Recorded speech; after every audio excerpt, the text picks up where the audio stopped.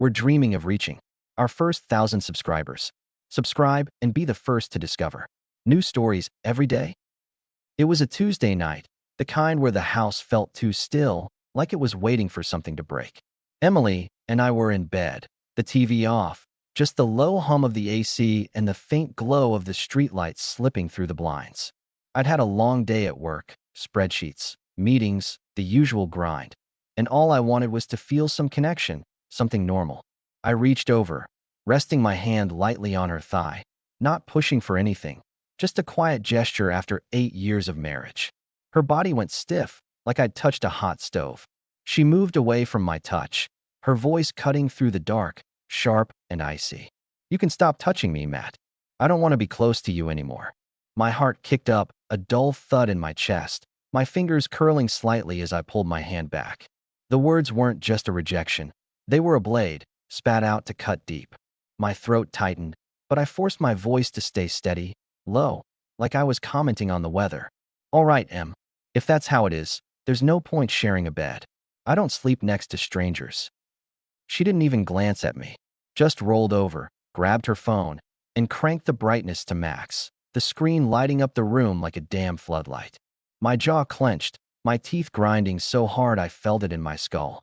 I grabbed my pillow, my movements slow and deliberate, and walked out. My pulse was racing, but I kept my steps even.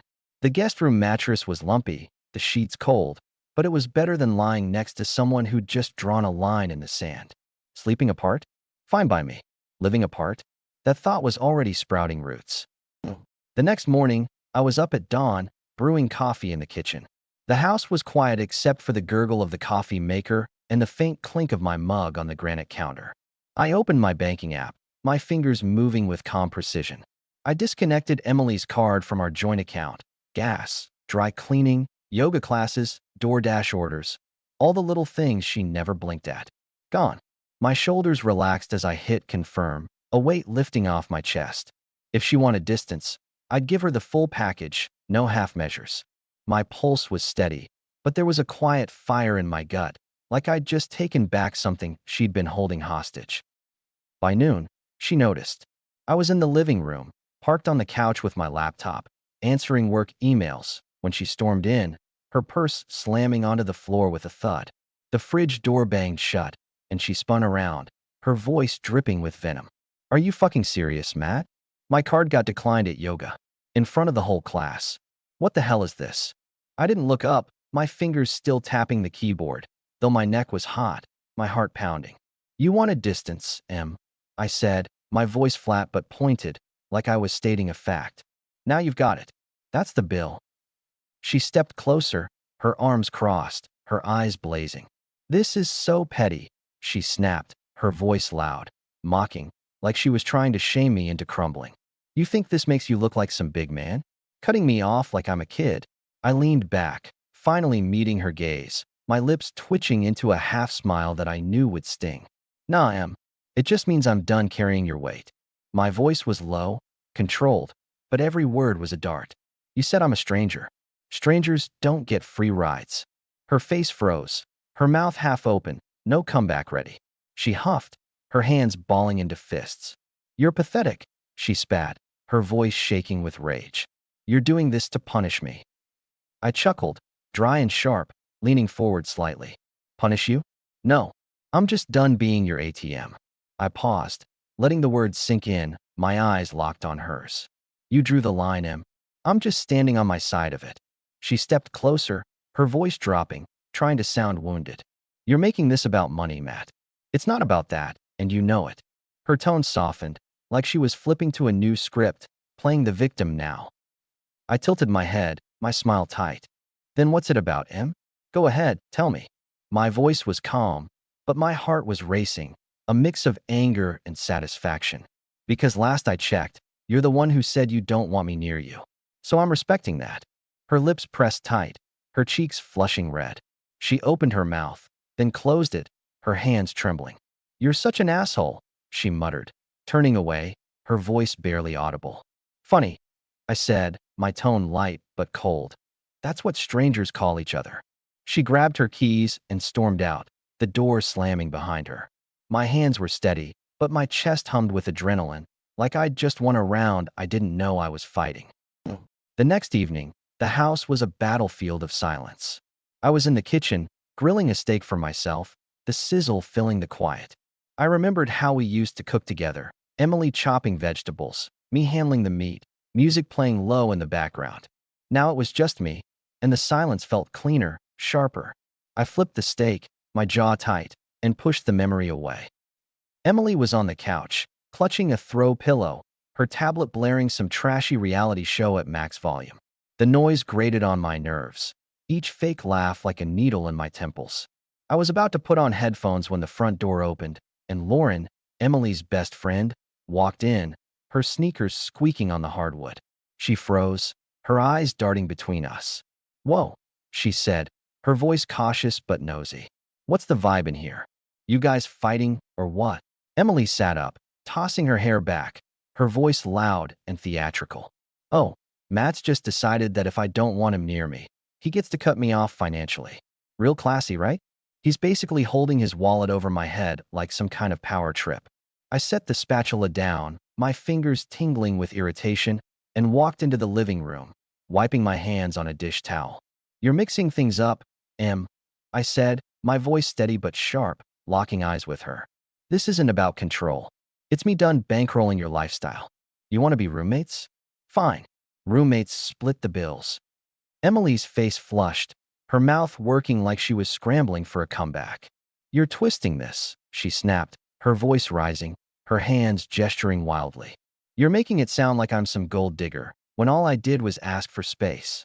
I leaned against the wall, crossing my arms, my posture relaxed, but my gaze unflinching. "Space," I said, my tone dry, almost amused. "You didn't ask for space, Em. You said you don't want me near you. Strangers don't get to swipe my card at Nordstrom." I paused, letting the words land, my lips twitching into a smirk. "You want to play independent? Play it all the way." Lauren coughed, her eyes wide, trying to play peacemaker. "Okay, guys, maybe just take a breather." "No need." I cut in, my voice light but firm, my eyes still on Emily. She set the terms. "I'm just honoring them." Emily leaned forward, her voice dropping, trying to sound hurt now, her eyes glistening. "You're acting like I'm the bad guy here, Matt. I just needed time, and you're blowing this out of proportion." I tilted my head, my smile cold. "Time's free, Em. My money's not." I turned back to the kitchen, my heart racing but my steps steady. "Dinner's almost ready. You want some, Lauren?" I called over my shoulder, my tone casual, like the conversation was over. Lauren hesitated, then mumbled, No, I'm good." I caught her hiding a smirk as she glanced at Emily, who was silent, her tablet still blaring. My steak smelled damn good, and I felt a quiet thrill. Round two, mine. The next morning, I was driving to work, the radio off, the hum of the engine filling the car. For the first time in months, I'd slept through the night, no tossing or turning, no waking up to Emily's phone glowing at 3 a.m. My hands were steady on the wheel, my breathing even. I caught myself smiling, just a little. Life was starting to feel like mine again. At the office, the gossip had started to spread. I was in the break room, grabbing a soda, when Sarah, one of Emily's friends from the neighborhood, approached me. She worked in HR and had a knack for sticking her nose where it didn't belong. "Matt," she said, her voice dripping with fake concern, "I heard about you and Emily. Cutting her off like that? That's pretty harsh, don't you think?" I cracked open the can, the hiss loud in the quiet room. My jaw tightened, but I kept my tone casual, my eyes on her. "Harsh is telling your husband he's a stranger and expecting him to keep paying for your yoga classes," I said, my voice low but firm. "You want to play marriage counselor, Sarah? Start with her." She flinched, her cheeks pink, her mouth opening and closing. "I just think you could talk it out," she mumbled, her voice faltering, her hands fidgeting with her coffee cup. "No need," I said, taking a sip of my soda, my gaze steady. She said what she said. I heard her loud and clear. My heart was racing, but my voice was calm, my shoulders relaxed. Sarah backed off, muttering something about a meeting, and I felt a quiet thrill. Another jab dodged, another point scored. Later that day, my buddy Jake cornered me in the cafeteria, his tray loaded with pizza. He's a big guy, ex-Marine, with a no-bullshit attitude I've always respected. You look like you're about to snap, man, he said, leaning forward, his voice low. What's going on with you and Em? I took a bite of my sandwich, my jaw working as I chewed, my throat dry. She told me she's done with me as a husband, I said, keeping my tone even. So I cut her off the joint account. Now she's acting like I'm the bad guy for not rolling over. Jake whistled, shaking his head, his grin sharp. Damn, Matt, that's cold. But I get it. She's been running the show too long. You're just showing her what happens when you push someone too far. He clapped me on the shoulder, his hand heavy. Stay strong, man. Don't let her guilt you into folding. Women like that, they test you to see if you'll break. His words hit like a shot of adrenaline, grounding me. Jake had been through a divorce that left him broke and bitter for a while, so he knew the playbook. My hands stopped trembling, and I nodded, my voice steady. Appreciate it, man. I'm not folding.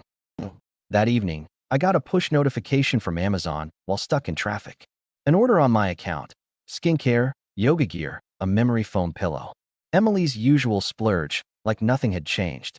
My fingers tightened on the steering wheel, my knuckles white, my pulse spiking. I canceled the order before the light turned green, my jaw set.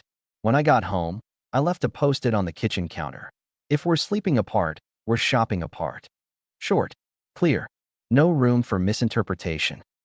2 hours later, Emily cornered me in the dining room, her face tight with rage. You're acting like a cruel asshole, Matt, she said, her voice low and trembling, her hands clenched into fists. Canceling my orders? Really? This is who you are now. I leaned back in my chair, my hands resting on the table, my eyes locked on hers. You said it yourself, Em. I said, my voice calm but cold. Strangers don't sleep together. And they don't pay for each other's shit either. I paused, letting the words sink in, my pulse steady. You wanted to play this game.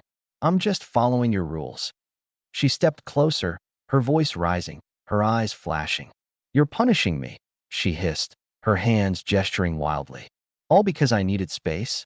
You're pathetic. I chuckled, low and dry, leaning forward slightly. Punishing you? Nah. I'm just done being your sugar daddy. My voice was steady, my eyes never leaving hers. You don't want me near you? Fine. But don't expect me to fund your skincare routine. Her lips pressed tight, her cheeks flushing red. She leaned in, her voice dropping, trying to sound hurt now. You're making this so much bigger than it needs to be, Matt. I just needed a break, and you're acting like I betrayed you. I tilted my head, my smile cold. A break from what, Em? From me? From us? You didn't say break. You said stranger. I'm just taking you at your word. My heart was pounding, but my voice was calm, my hands steady. She stared at me, her hands trembling, her breathing uneven. You're impossible, she muttered, turning away, her voice barely audible. Funny. I called after her, my tone light but sharp. That's what strangers say when they lose an argument. She didn't reply, just walked out, the door closing softly. My chest felt lighter, like I'd finally exhaled a breath I'd been holding for years. The next week was a masterclass in passive aggression. Emily left dishes piled in the sink, knowing I hate clutter. One night, she blasted pop music at 2 a.m., the bass thumping through the walls, waking me up. I lay in the guest room, my jaw tight, my heart racing, but I didn't bang on the door or yell. I grabbed my noise-canceling headphones, cranked some classic rock, and let the rhythm drown her out. My breathing slowed, and I smiled to myself in the dark. Her noise wasn't going to ruin my night. Another day, I noticed she'd stopped doing laundry. Her clothes were piling up in the hamper, but mine were untouched. Fine. I drove to Target after work, picked up new socks, boxers, and a couple of t-shirts. Standing in the checkout line, I felt a quiet satisfaction, my hands steady on the cart. I didn't need her to keep my life in order. I was doing just fine on my own. The neighborhood barbecue the following weekend was the next battlefield. Emily and I arrived separately, but everyone knew we were married. The backyard was packed, kids screaming, burgers sizzling, a Bluetooth speaker blasting classic rock. I was by the cooler, grabbing a soda, when I overheard Emily talking to a group of neighbors, her voice loud and theatrical. He's acting like I'm some freeloader, she said, her tone dripping with indignation, her hands gesturing for emphasis. Cutting me off because I needed space? It's humiliating. He's making me look like some broke loser in front of everyone. My neck heated up, my grip tightening on the can until it dented. I could have let it slide, but that wasn't me anymore. I walked over, my steps casual but deliberate, and stepped into their circle. If you're gonna tell stories, at least get the facts right, I said, my voice light but edged with steel, my eyes locked on hers. You said you don't want me near you, so I stopped. You started avoiding any contact, so I'm just respecting that. You want to live like roommates? Fine. Roommates pay their own way. The neighbors went quiet, their eyes darting between us. Emily's face turned red, her mouth opening and closing like a fish. You're making a scene, Matt, she hissed, her voice low and furious, her hands clenched into fists. I smiled, tight and cold, leaning forward slightly. You started the scene, Em. I'm just finishing it. I paused, letting the words land, my posture relaxed but my gaze unflinching. You want to air our laundry? Go ahead. But don't cry when it's your dirty socks on display. Sarah, standing nearby, coughed, her eyes wide. Matt, maybe this isn't the place. No, Sarah, it's perfect. I cut in, my voice calm but firm, turning to her. Em loves an audience. So let's be clear. She set the rules, I'm just playing by them. I turned back to Emily, my smile faint. Right, Em? Her lips pressed tight, her cheeks flushing deeper. She leaned in, her voice dropping, trying to sound wounded now. You're embarrassing me, Matt. Is that what you want? To make me look bad? I chuckled, low and dry, my eyes never leaving hers. You're doing a fine job of that yourself, Em. I turned and walked back to the cooler, my heart pounding but my steps steady. Behind me, I heard Sarah murmur something to Emily, and one of the guys let out a low chuckle. My lips twitched. Let them talk. I'd said what needed saying. A few days later, Emily tried a new tactic. I was in the living room, scrolling through work emails, when she walked in with 2 mugs of tea, her face carefully neutral, like she was auditioning for a truce. I made some chamomile, she said, her voice soft, almost sweet, setting a mug in front of me. Thought we could just talk. Like normal people. I looked at the mug, then at her, my jaw tight, my pulse steady. I'm not playing amnesia, Em, I said, my voice calm but cold, pushing the mug back toward her. You don't get to say I'm a stranger, then act like we're all good over a cup of tea. Her face faltered, her hands trembling slightly. Matt, I'm trying here, she said, her voice rising, a hint of frustration breaking through. Can't we just move past this? I leaned back, my arms crossed, my eyes locked on hers. Move past what? You telling me I'm nothing to you? Or you expecting me to keep paying for your life? My tone was even, but every word was deliberate. You don't get to erase what you said. I heard you, and I'm not forgetting. She stared at me, her lips pressed tight, her breathing uneven. You're so stubborn, she muttered, her voice breaking, her eyes glistening. I smiled, faint but sharp. No, Em. I'm just done playing your game. I turned back to my laptop, my hands steady, my heart racing but my focus clear. She stood there for a moment, then walked out, the tea untouched. My chest felt lighter, like I'd dodged another trap. The final showdown came 2 weeks later. Emily had been quieter, her usual antics dialed back, but I knew better than to trust the calm. I was in the home office, going over spreadsheets, when she walked in, her arms crossed, her face carefully neutral. We need to talk, Matt, she said, her voice steady but with a hint of something softer, like she was trying a new angle. I leaned back in my chair, my hands clasped behind my head, my eyes on hers. Go ahead, I said, my tone even, my pulse steady. My gut told me this was her last play. She sat across from me, her fingers fidgeting with her sleeve, her eyes avoiding mine. You're taking this too far, she said, her voice low, almost pleading. Cutting me off, canceling my orders, it's cruel. We're married. This isn't how you treat someone you love. My chest tightened, but I kept it locked down. Love's a two-way street. Em, I said, my voice calm but firm, leaning forward slightly. You don't get to shut me out, call me a stranger, and then expect me to keep funding your life. You became distant even at night, so I'm respecting that. You wanted space? You've got it. But don't cry foul when it comes with a price. Her eyes glistened, her lips trembling. You're acting like I'm the enemy, she said, her voice breaking, her hands clenching the edge of the desk. I just needed time to figure things out. I didn't mean for it to go this far. I tilted my head, my smile cold, my eyes unflinching. You didn't ask for time, Em.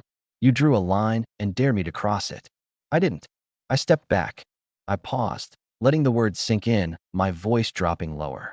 And now you're mad because I'm not begging you to change your mind. You don't get to have it both ways. She leaned forward, her voice rising, a mix of anger and desperation. You're so cold, Matt. I thought you loved me. Doesn't that mean anything? I chuckled, low and dry, my hands resting on the desk. I did, Em. But love doesn't mean letting you walk all over me. My voice was quiet, but every word was a bullet. You set the rules. I'm just playing by them. Her face crumpled, her hands shaking, her breathing uneven. You're impossible, she whispered, her voice cracking, her eyes pleading now. Can't we just try again? I leaned back, my smile faint but sharp. You made your choice, Em. I made mine. My voice was calm, final, like a door clicking shut. We're done here. She stood up, her face pale, and walked out, the door closing softly. My heart was steady, my breathing even. I'd said what needed saying, and for the first time, I felt like I was standing on solid ground. 2 months later, I was living alone. Emily moved out a week after that talk, renting a one-bedroom across town. I didn't ask her to leave. She chose it when she realized I wasn't budging. The house was mine again. No blaring tablets, no slammed doors, no passive-aggressive texts. My bank account was clean, my head clear. I was at a coffee shop one Saturday, scrolling through my phone, when Emily walked in. She looked tired, her hair pulled back, her eyes lacking their usual spark. She spotted me and hesitated before walking over. Matt, she said, her voice soft, almost fragile, her hands fidgeting with her latte. Can we talk? I nodded, leaning against the counter, my expression neutral, my pulse steady. Sure. She took a deep breath, her eyes avoiding mine. I didn't think it would end like this, she said, her voice barely above a whisper, her fingers tightening on her cup. I was frustrated. Yeah, but I didn't mean for us to fall apart. I miss you. I miss us. My chest tightened, but not with longing, with clarity. I took a sip of my coffee, letting her words hang in the air.